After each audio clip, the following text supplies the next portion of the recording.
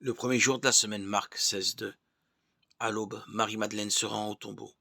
Le premier jour de la semaine après le repos du sabbat indique l'entrée dans un nouveau commencement, une nouvelle création. La lumière du jour pointe et écarte la nuit des ténèbres et du doute. Le tombeau est vide, la pierre a été roulée. Marie-Madeleine accourt vers les apôtres. Pierre et l'autre disciple courent vers le tombeau. Pierre constate ce qu'a dit Marie-Madeleine.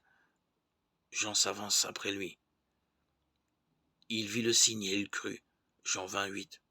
Le tombeau vide n'est pas une preuve de la résurrection, il est le signe.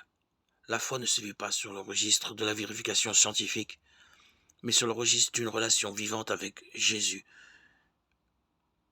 ressuscité. Elle repose sur le témoignage des apôtres transmis par les évangiles. La foi ne supprime pas les interrogations. Les disciples ont eu du mal à reconnaître Jésus ressuscité. Il nous arrive aussi de ne plus le reconnaître présent dans nos existences. Demandons au Seigneur de renouveler notre foi en Jésus ressuscité, que nous puissions le reconnaître comme les disciples d'Emmaüs à la fraction du pain. Toi qui nous as renouvelés par la mort et la résurrection de ton Christ, entretiens en nous l'œuvre de ton amour. Que notre communion au repas de la scène, au repas du Seigneur, que notre communion à ce mystère consacre notre vie à ton service, Seigneur.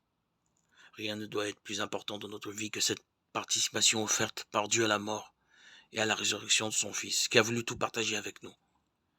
Dieu éternel et tout-puissant, pour montrer au genre humain quel abaissement il doit imiter. Tu as voulu que notre Sauveur, dans un corps semblable au nôtre, subisse la mort de la croix. Accorde-nous cette grâce de retenir les enseignements de sa passion et d'avoir part à sa résurrection.